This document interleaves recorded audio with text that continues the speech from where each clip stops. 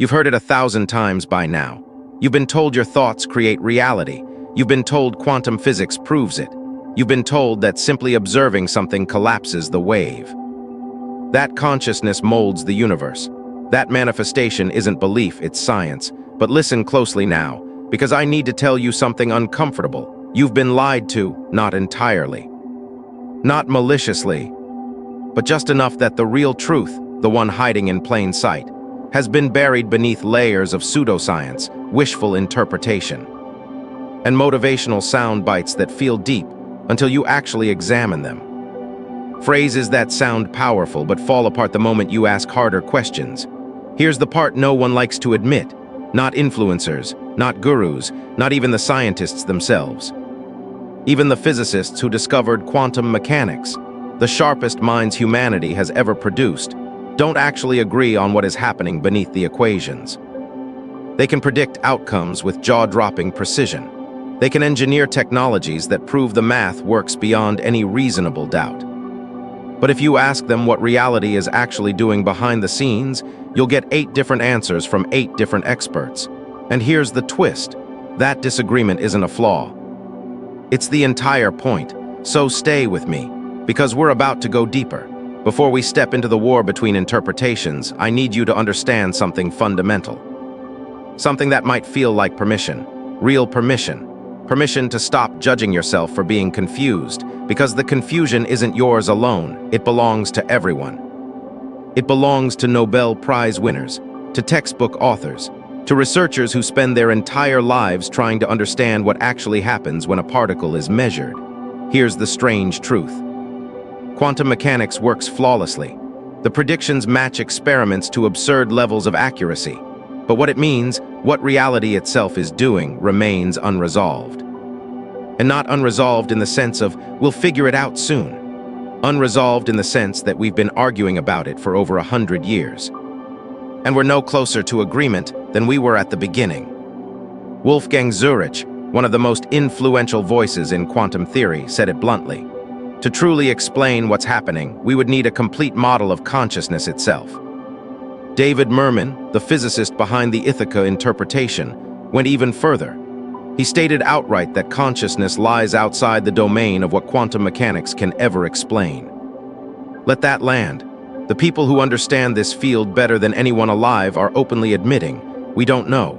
And this is where things stop being frustrating and start being fascinating. Because that lack of knowing isn't due to ignorance. It's not because the right genius hasn't shown up yet.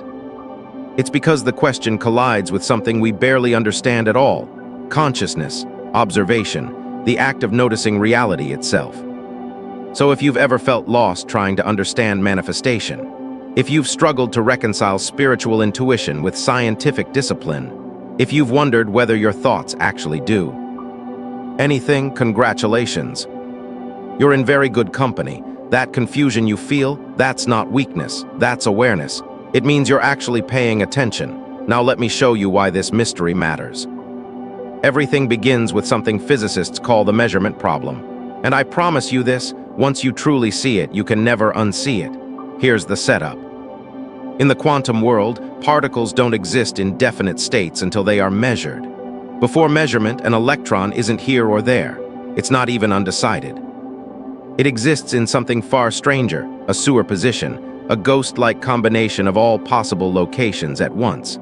The mathematics describes this as a wave function, not a wave of water.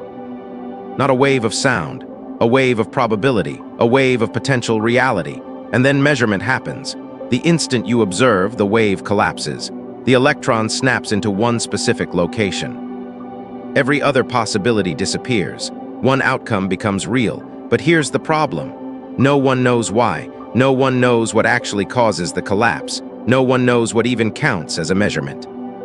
No one knows where the boundary lies between the quantum world of possibilities and the classical world of certainty. This isn't speculation. This is the central unsolved problem of quantum mechanics. The thing that keeps physicists awake at night. Erwin Schrödinger, one of the founding fathers of quantum theory, was so disturbed by this that he created a thought experiment to expose its absurdity. You know it as Schrödinger's cat, a cat sealed in a box. A quantum event determines whether poison is released. According to the math, until the box is opened and observed, the cat exists in a state of being both alive and dead at the same time. Schrödinger wasn't saying, "Look how magical quantum mechanics is." He was saying, "This is ridiculous. The math is dragging us into nonsense." And yet, the math works. The experiments confirm it. Particles genuinely behave as though they exist in superposition until observed. The absurdity isn't imaginary. It's real. So what's actually happening? That's where interpretations enter the picture. Because quantum mechanics doesn't explain reality, it predicts measurements. The interpretations are attempts, competing, incompatible attempts, to answer the deeper question beneath the equations. What is reality? What role does observation play? Does the universe exist independently of us, or are we somehow involved in bringing it into form? And here's the detail most people miss. Every interpretation runs into consciousness. Every single one. Not because physicists want to sound mystical, but because the experiments force the issue. You cannot avoid it. This isn't a flaw in the theory. It's a feature of reality itself. So now let's walk into the battlefield. Let's examine what the experts actually propose. And let's see why, after a century of debate, there is still no clear winner. The first interpretation, the one most physicists were taught, the one that dominated for decades, is called the Copenhagen interpretation. Named after the city where Niels Bohr worked, Copenhagen is elegant in one very specific way. It refuses to answer the question. Copenhagen says this: stop asking what happens before measurement. The question is meaningless. Quantum mechanics, according to Copenhagen, doesn't describe what exists independently. It describes what we observe.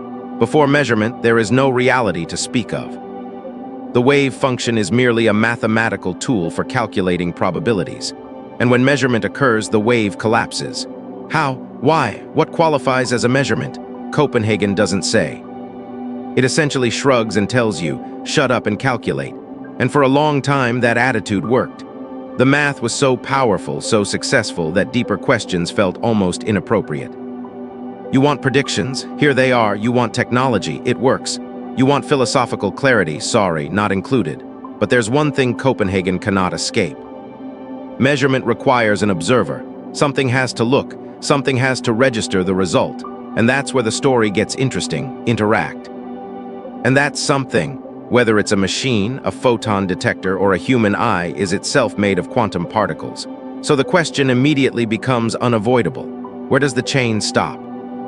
At what point does the wave function actually collapse? John Wheeler, one of the sharpest minds of the 20th century, followed this question to its most uncomfortable conclusion. He proposed what he called the participatory universe, the idea that observers aren't merely passive spectators watching reality unfold. We're participants. Our observations play an active role in bringing the universe into existence, not metaphorically, not poetically, literally, encoded directly into the experimental results. And yet even Wheeler pulled back at the edge. He warned against going too far. He famously said, "Consciousness has nothing to do with the quantum process." Observation matters, he argued. Consciousness, maybe not. And there's the contradiction, because how do you separate observation from consciousness? How do you draw a clean line between noticing something and being aware of noticing it? Copenhagen offers no answer. It gives you a framework that works beautifully in practice, but it leaves the deepest question dangling in midair. What exactly is observation? And if everything is made of quantum stuff, where does observation actually begin? Most people hate this ambiguity. They crave certainty. They want to know what's real. They want solid ground beneath their feet. But Copenhagen shrugs and says, reality is what you measure, nothing more, nothing less.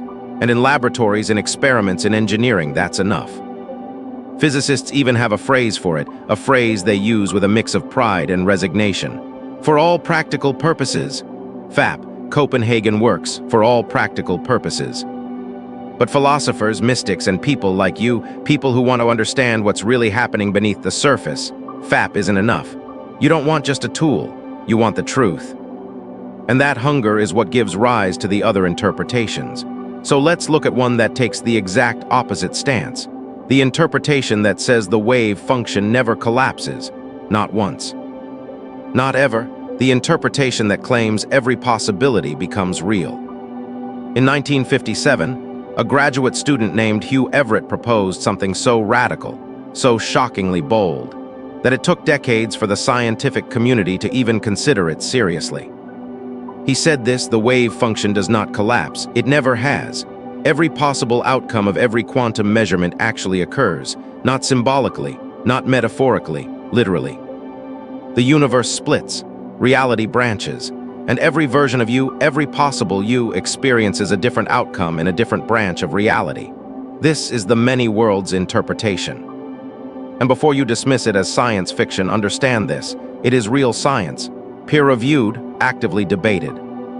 Supported by many cosmologists and quantum theorists precisely because it takes the mathematics at face value.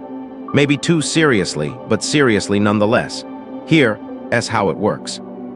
When you measure a particle's position, the wave function doesn't collapse into one outcome. Instead, the universe branches. In one branch, the particle is here. In another, it's there. Both outcomes are real, both universes exist. You just can't access the others because you're confined to one branch. No collapse, no mystery mechanism, no special role for observation. Just the mathematics unfolding exactly as written, every possibility realized, every quantum coin flip spawning new worlds. It sounds insane, but here's what makes it compelling. Many worlds is deterministic. There's no fundamental randomness, no spooky collapse. Just the wave function evolving smoothly according to Schrödinger's equation. Everything that can happen does happen. We simply experience one thread in an infinite tapestry. And if this interpretation is correct, then somewhere out there are versions of you making every possible choice. A version that said yes when you said no. A version that turned left when you turned right. A version living the life you dreamed of, and another suffering the consequences you narrowly avoided. Sit with that. Does it feel comforting? Or does it trigger existential dread? For some, many worlds is liberation. Every path is taken, every possibility honored, nothing is wasted. For others, it's terrifying. It means there is no single you, no uniquely authentic choice, just infinite fragmentation of identity across countless parallel realities. And here's the catch, and it's a big one. If every outcome happens, if every branch is equally real, then no branch is special. The you reading this right now is no more fundamental than the you in another branch who clicked away 5 minutes ago. Probability becomes a bookkeeping tool. A measure of how many branches contain a particular outcome, not a deep feature of reality itself. And consciousness in many worlds doesn't collapse anything. It doesn't choose. It simply rides along, experiencing one branch while remaining blind to all the others. So does that solve the measurement problem? Or does it just replace one mystery with an even larger one? That brings us to a third approach, one that tries to split the difference. One that says maybe collapse isn't mysterious at all. Maybe it's just physics we haven't fully accounted for yet. This is decoherence, and right now it's the closest thing quantum mechanics has to a working consensus. Not because it answers everything, it doesn't, but because it explains something crucial that the other interpretations struggle with. It explains why we don't see quantum weirdness in everyday life. Here, as the question decoherence tackles. If particles can exist in superposition, occupying multiple states at once, why don't large objects? Why isn't your coffee cup both on the table and not on the table at the same time? Why does quantum strangeness disappear as things get bigger? The answer is the environment. Every object in the universe is constantly interacting with its surroundings. Photons bouncing off it. Air molecules colliding with it. Heat radiating from it in all directions. These interactions entangle the object with the environment in unimaginably complex ways. And that entanglement destroys the delicate quantum coherence required for superposition. The wave function doesn't collapse. Instead, the superposition becomes so scrambled, so hopelessly entangled with trillions of environmental particles that it becomes effectively invisible. Once again, for all practical purposes. The object behaves classically, definitively, no observable superposition. That process is decoherence, the washing out of quantum possibilities by environmental noise, and it happens absurdly fast. For something as small as a dust particle, decoherence takes less than a billionth of a second. For anything larger, it's instantaneous. The quantum world vanishes before you could ever detect it. So, problem solved? No mysterious collapse, just interaction, just physics doing what physics does. Except not quite, because decoherence doesn't actually solve the measurement problem. It just pushes it back, position. But here's the problem no one can escape. The environment itself is made of quantum particles, so when does the environment's wave function collapse? Or does it collapse at all? And if everything is entangled with everything else, the object, the environment, the measuring device, the observer, where exactly does the chain end? Decoherence explains why you don't see superposition in everyday life. It explains why the world appears classical, stable, definite. But it doesn't tell you what reality actually is. It doesn't answer the question that matters most. It doesn't tell you whether the cat is alive or dead before you open the box. It only explains why the superposition becomes unobservable. Once again, FAP, for all practical purposes. There's that phrase again, decoherence is enormously useful. It's essential for building quantum computers. It explains how classical physics emerges from quantum laws. It works brilliantly where prediction and engineering are concerned. But does it resolve the deepest question? No. And that brings us to the unavoidable center of the problem, the point every interpretation runs into sooner or later, the thing no framework can dodge, the observer, consciousness itself. And this is where things stop being merely strange and start becoming truly profound. Here, as something most people don't realize. The role of consciousness in quantum mechanics is not a new age invention. It's not pseudoscience. It's not manifestation gurus hijacking physics to sell workshops. It's real, it's unavoidable. And it's embedded in the foundations of the theory itself. But you have to listen to what physicists actually say, not what motivational speakers claim they say. Listen to the experts. Wojciech Zirk, one of the leading researchers in quantum decoherence, stated it plainly. To fully resolve the measurement problem, we would need a model of consciousness. Not maybe, not someday, now. Consciousness is part of the equation. David Bohm and Basil Hiley, who spent decades developing an alternative quantum framework, wrote that the intuition linking consciousness and quantum theory appears to be fundamentally sound. These weren't mystics, they were physicists. David Mermin, architect of the Ithaca interpretation, went even further. He argued that consciousness lies outside the current scope of quantum mechanics altogether, not because it's irrelevant, but because the theory, as it stands, cannot yet touch it. And then there's John Wheeler, brilliant, careful, relentlessly rigorous. He proposed the participatory universe while simultaneously warning against mystical excess. He insisted that observation matters, participation matters. We are not passive spectators recording a pre-written script. Reality does not fully crystallize until it is observed. But here's the paradox Wheeler could never escape. How do you have observation without consciousness? How do you separate measurement from the experience of knowing a result? You can't, not cleanly. Not completely. Every interpretation collides with this fact. Copenhagen requires an observer to collapse the wave function. Many worlds requires consciousness to explain why you experience one branch instead of all of them. Decoherence requires something to define when interaction becomes measurement. Even pilot wave theory, the Bohmian interpretation, struggles to explain how consciousness fits into its deterministic structure. This isn't philosophy intruding into physics. It arises directly from the experiments themselves. As one peer-reviewed paper puts it, the encounter with consciousness arises directly in the neutral experimental demonstration of quantum theory.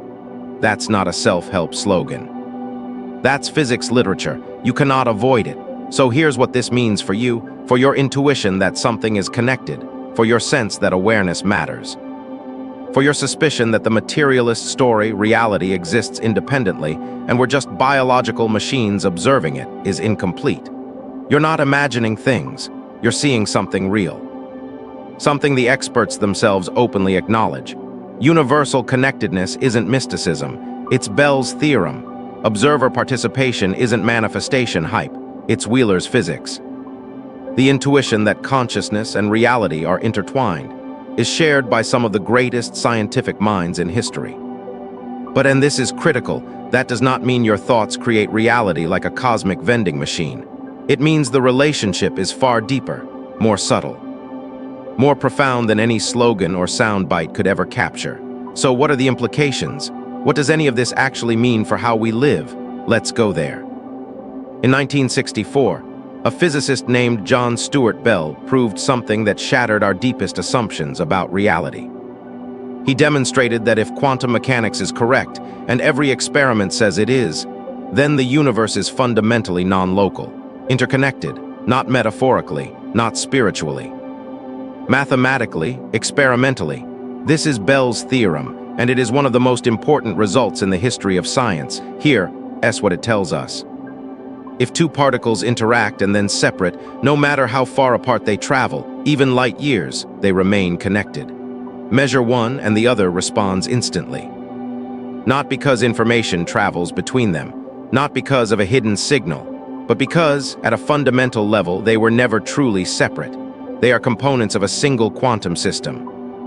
Einstein despised this conclusion. He called it spooky action at a distance. He believed it meant quantum mechanics was incomplete, that there had to be hidden variables restoring locality. Bell proved him wrong, not with philosophy, with mathematics. There are no hidden variables that can preserve local realism. The universe simply does not work that way. And experiments confirmed it again and again. With photons, with electrons, with increasingly sophisticated tests designed to close every conceivable loophole. The conclusion is unavoidable. Universal connectedness is real. But here's what that does not mean, and I need you to hear this clearly. It does not mean your thoughts instantly influence distant objects. It does not mean you can manifest a parking space by visualizing it. Bell's theorem describes correlations between entangled particles, not magic, not mind over matter. That distinction matters because the manifestation industry loves to invoke quantum entanglement as proof, but they misuse it. Entanglement shows that reality is stranger than classical physics ever imagined. It shows that separability, the idea that objects are fundamentally independent, is false. But it does not give you telekinesis. What it does give you is something far more radical. A universe where everything that has ever interacted remains connected at a level deeper than space and time. A universe where separation is a useful illusion, not a fundamental truth. Where boundaries between self and other here and there are practical conveniences, not ultimate realities. How does that make you feel? Smaller or larger? For me, it's both. Smaller because I'm not isolated, not special, not the center. Larger because I'm woven into everything, a thread in an infinite tapestry. And here, that's where things get even stranger. Some interpretations, like the transactional interpretation, suggest that causality itself may run both forward and backward in time. That when you observe a photon emitted from a star 100 light years away, your act of observation completes a process that stretches backward in time. That your eye, your detector, your measurement sends a wave not just forward, but mathematically backward to the very moment the photon was emitted. Not metaphorically, not poetically. Mathematically, the future influencing the past, the observer closing the loop. Is this actually true? We don't know. It's an interpretation, one among several. But here's the unsettling part. The mathematics allows it. Reality, once again, turns out to be far stranger than anything you were taught to expect. So let's return to the question sitting underneath everything we've explored. The question you're probably already asking yourself. What does this mean for me? For my life? For how I understand consciousness and reality? John Wheeler called it the participatory universe. The idea that we're not just standing on the sidelines watching reality unfold. We're involved. Our measurements, our observations, our interactions don't merely reveal what's already there. They help determine what becomes real. But here's the part people don't like to hear. Participatory does not mean controllable. It doesn't mean you get to choose outcomes at will. It doesn't mean reality bends to your preferences. It means you're involved in a process that is vastly larger, deeper, and more complex than your individual intentions. Think of it like a dance. You're on the floor. Your movements matter. They influence the flow. They change the patterns. But you're not dancing alone. You're dancing with partners you can't see, to music you didn't write, in a hall you didn't design. Participation, yes. Control, no. And this is exactly where most manifestation teachings go wrong. They take the participatory universe and turn it into a promise. They tell you that because observation matters, your thoughts shape reality, that consciousness is primary, that you are the creator. But that's not what the physics actually says. And what the physics says is far more subtle and far more humbling. It says consciousness and reality are entangled in ways we don't yet understand. It says observation plays a role we cannot ignore. But it does not say you are the author of the universe. That difference matters. One version turns you into a god. The other places you inside a relationship. One inflates the ego. The other integrates it into something immeasurably larger. And here's what I want you to sit with. Maybe the mystery itself is the point. Maybe the fact that we don't know, that even the greatest minds can't agree, is telling us something essential. That reality is too vast, too strange, too multi-layered for any single explanation to capture. Wheeler understood this toward the end of his life. He suggested that our current understanding of quantum mechanics may be like believing the Earth is flat before discovering it's round. Not wrong, just incomplete. We're missing something fundamental, something that will reframe everything when it finally comes into view. So what does that mean for how you approach all of this? For how you think about consciousness, quantum mechanics, and the relationship between them? It means you hold the ideas lightly. You stay curious. You resist the urge to collapse mystery into slogans. You value the questions more than the answers because the questions are what keep you awake, engaged, alive. David Bohm said something remarkable near the end of his life. He said that trying to understand quantum mechanics taught him one lesson above all others. That reality is always more than we can grasp. That every answer opens new questions. That the universe isn't a puzzle to solve, but a mystery to live inside. And maybe that's the real implication here. Not what we can control, but how we relate to what we cannot. Before we close, I want to place this episode where it belongs. This is episode 26 of the Observer Effect series. 26 explorations into the deepest questions reality allows us to ask. And we've just spent the last half hour approaching the mystery from the physics side. Particles, waves, measurement mathematics. And interpretations that still can't agree on what's happening beneath the equations.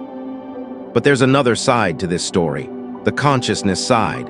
And in episode 27, we're going to start there. We'll approach the encounter from the opposite direction. Here's what I'm going to show you. In the 1980s, a scientist named Benjamin Libet conducted an experiment that shook our understanding of free will. He asked participants to move their wrist whenever they felt like it, spontaneous, voluntary, freely chosen movement. But he monitored their brain activity as they did. What he found was disturbing. The brain showed a readiness potential, an electrical signature of decision, before the participant reported consciously choosing to move. The brain acted first, conscious awareness followed. And that raises a question so unsettling that even physicists can't ignore it anymore. Do you have free will? Or does your brain make decisions that your consciousness merely experiences after the fact? In 2008, researcher John Dylan Haynes pushed this even further. Using brain imaging, he could predict which button a person would press up to 10 seconds before they consciously decided. 10 seconds. That's not a delay, that's a gulf. When Haynes was asked what this implies, he gave a chilling answer. It doesn't disprove free will, but it makes it highly implausible. And here's where everything connects. John Bell, the same Bell who proved universal connectedness, made a statement most people overlook. He said that quantum mechanics cannot be a complete theory unless experimenters possess freedom. Free will is no longer just a philosophical debate. It's appearing in the equations, in peer-reviewed journals, in the foundations of quantum mechanics itself.